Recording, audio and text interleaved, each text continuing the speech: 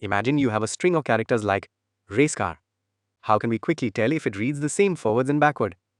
We could compare the first and last characters, then the second and second to last, and so on.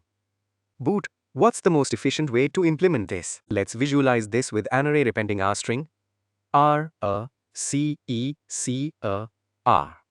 We can use two pointers. One stacker at the very beginning, let's call it left, L, and another at the very end, RIGHT, R. We compare the characters at L and R. If they match, we move letter L one step to the right and R one step to the left, effectively closing in towards the center. In racecar, R matches R, then A matches A, and C matches C, R matches R, then A matches A, and C matches C, R matches R, then A matches A, and C matches C. Our pointers meet at the center E. Since all pairs matched before the pointers crossed or met, we confirm it's a palindrome. Now consider abcda. If we use the same two-pointer approach, A matches A, but then we compare B and D, they don't match.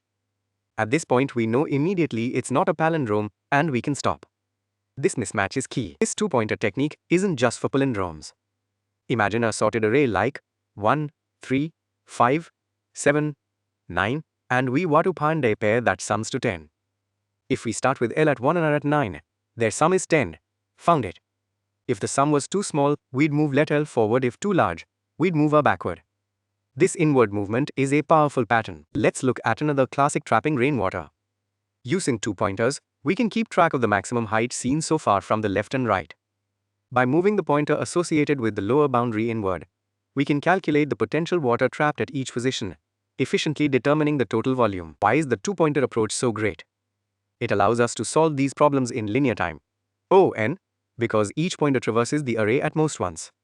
Furthermore, we only use a constant amount of extra memory for the pointers themselves, giving us O(1) space complexity.